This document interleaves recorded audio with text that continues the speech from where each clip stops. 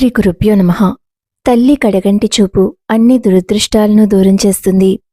ఎవరైతే తాము అన్ని విధాలా నష్టపోయామని బాధపడుతూ ఉంటారో, జీవితంలో తమని ఎవరో ఆదుకోలేదనో, లేక తమకు ఎవరో అవకాశాలివ్వలేదనో, అసలు జీవితమే తమకు అవకాశాన్ని ప్రసాదించలేదనో బాధపడే వారందరూ అమ్మవారిని మనస్ఫూర్తిగా చేతులు జోడించుకుని త్రికరణ శుద్ధితో ఇలా ప్రార్థిస్తే, అమ్మల కన్నయమ్మ ముగురమ్మల మూలపుటమ్మ అయిన లలితాదేవి తప్పనిసరిగా బిడ్డ ఆతృత తెలుసుకుని పరిగెత్తే తల్లిలాగా వచ్చి కాపాడుతుంది. సౌందర్యలహరిలోని ఈ శ్లోకంలో ఆదిశంకరాచార్యులు వారు అమ్మవారి చూపుల యొక్క ప్రాశస్త్యాన్ని వివరిస్తూ అవి దారిద్ర్యాన్ని ఎలా పోగొడతాయో తెలుపుతున్నారు. ఆదిశంకర్ల వారు ఇలా అంటున్నారు: నా దారిద్ర్యం పోయేలాగా నీ చూపులతో నన్ను తడిపేసే తల్లి అంటూ ప్రార్థిస్తూ ఉన్నారు. ఈ కారణం చేత ఎవరు ఈ శ్లోకాన్ని చదివినా నా దారిద్ర్యాన్ని పోగొట్టేలాగా అనే మాట ఉన్నందువల్ల ఈ శ్లోకాన్ని పారాయణ చేసుకునేవారి ప్రతి ఒక్క దారిద్ర్యమూ తొలగిపోతుంది. ఈ శ్లోకంలో భక్తుడు తనకు సహాయం చేయమని అమ్మవారిని కోరుకుంటున్నాడు. అందుకోసమని అమ్మవారి యొక్క కృపను తనపై ప్రసరింపచేయమని ప్రార్థిస్తున్నాడు. అది ఎలా? అందుకోసమని అమ్మవారు భక్తుణ్ణి దయతో చూడాలి. అలా చూస్తే ఏమి జరుగుతుంది? భక్తుడు ధనవంతుడవుతాడు. అనగా అమ్మవారి చూపు భక్తులను సంపన్నులుగా మార్చుతుంది.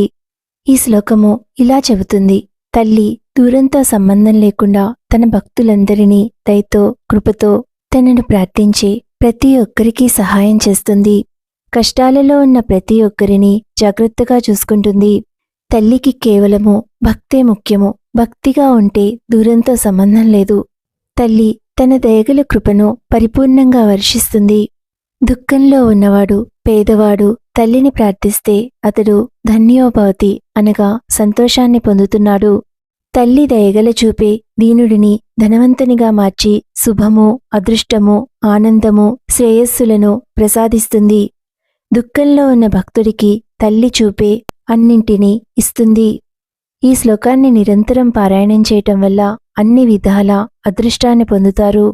తల్లి శివే అనగా శివుని భార్యవైన నీవు నీలికమలపు మెరుపుతో ఉన్న కొద్దిగా తెరిచిన నీ కళ్ళ నుండి వచ్చే దూరదృష్టితో దూరంగా నిలబడి ఉన్న నీ దయ అవసరమైన నాపై కూడా నీ కృపను కురిపించు. దీని ద్వారా నేను ధనవంతుణ్ణి అవుతాను. అలానే నీకు ఎటువంటి నష్టమూ జరగదు. అమ్మా, చంద్రుడు తన చల్లని కిరణాలను అడవిపై మరియు ఒక భవనంపై సమానంగా ప్రసరింపచేస్తాడు. సౌందర్యలహరిలోని 57వ శ్లోకాన్ని ఇప్పుడు తెలుసుకోండి. ఈ శ్లోకపారాయణం వల్ల భక్తుల యొక్క అన్ని కష్టాలు దూరమవుతాయి. సర్వ సంపదలతో అమ్మవారు అనుగ్రహిస్తుంది. దృశాద్రాఘీయస్యాదరదలిత నీలోత్పలరుచా దవీయాం సందీనం స్నపయ కృపయా మామపి శివే అనేనాయం ధన్యో భవతి నచతే హానిరియత వనే వా హర్మ్యే వా సమకర నిపాతో హిమకరః. శుభమస్తు.